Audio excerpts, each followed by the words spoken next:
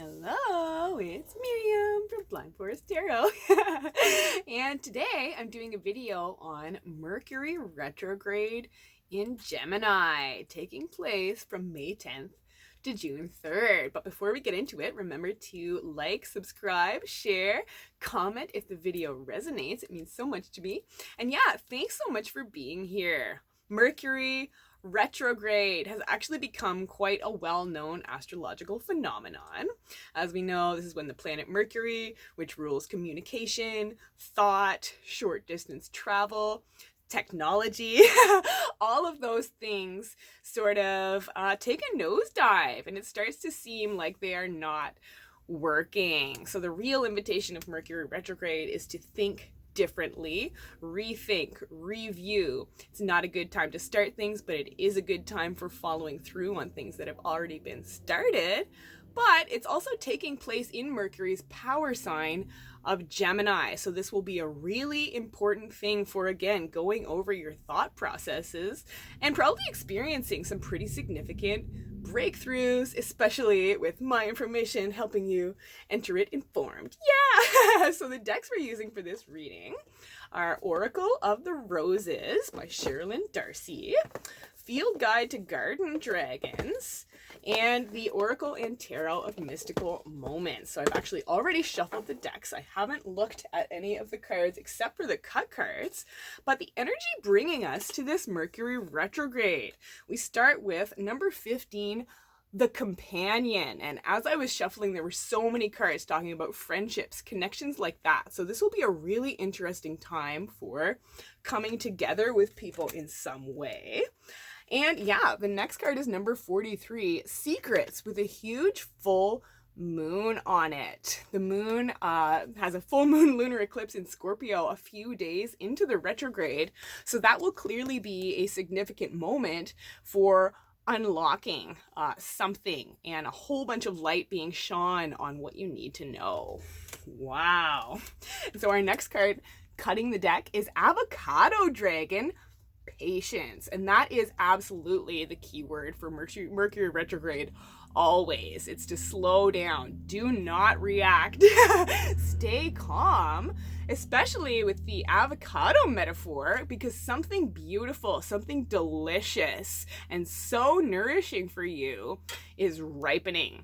So your patience will be rewarded. Amazing. And so our final cut card is the Chariot. Wow. And I love this representation with her driving a snail. That's a slow animal.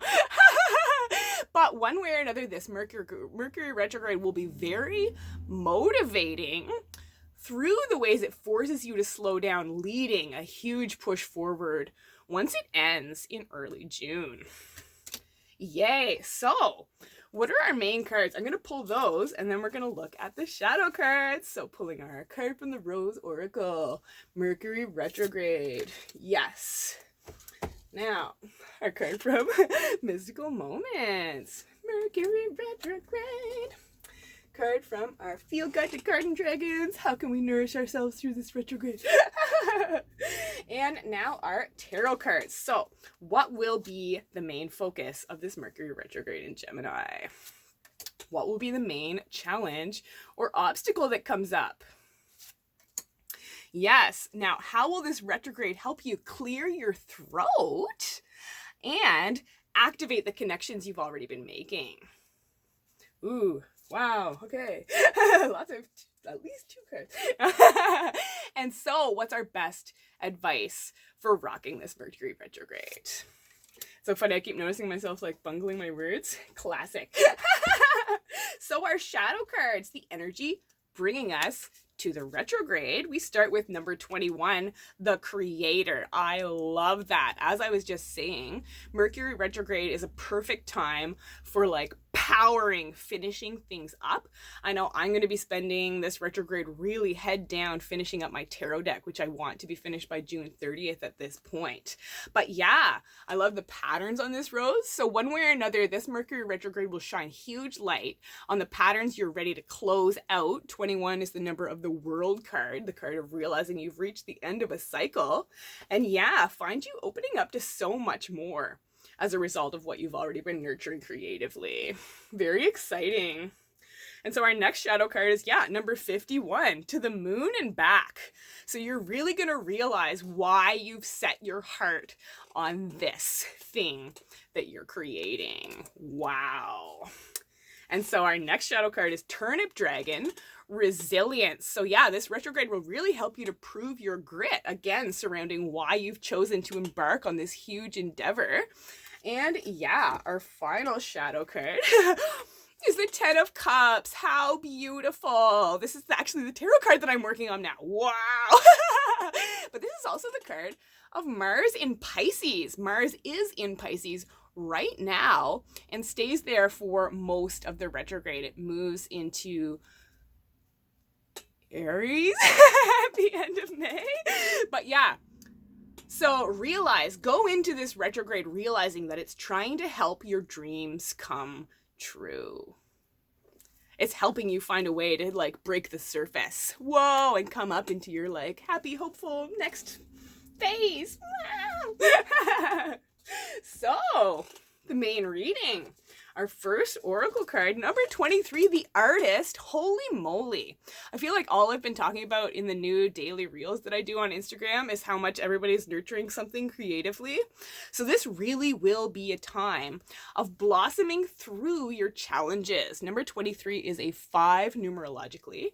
That's the number of being at the midpoint. So anything that you felt particularly blocked in, especially at a spiritual level where this is a white rose, prepare to see that be blasted out. It's full steam ahead from something that's already in your life that you love. Wow. And so, number 10, Flower Spirit. You're ready to bring something full circle through tapping into some very real, inner child magic. Listen to what excites you at that sort of deep of a level, because that's really what's going to be shaking out the sparkles. I don't know where that came from, but something's expanding, and it's exactly what has you feeling the most excited about life at this point. So, our field cut to Garden Dragons. Oh my God, Blueberry Dragon goals. Yes! So your biggest goal is really ready to literally find its voice this retrograde. I love that my question for it, I put clear your throat, because our Blueberry Dragon here is the bright blue of the throat chakra. And Mercury rules speech. Gemini rules the 3rd house of communication, speech, self-expression. So again, this is going to be a really huge time for finding your voice. And realizing that this project that has had so much of your attention really is representative of what you want to be expressing out into the world. Yay! So what will be the main theme of this Mercury retrograde?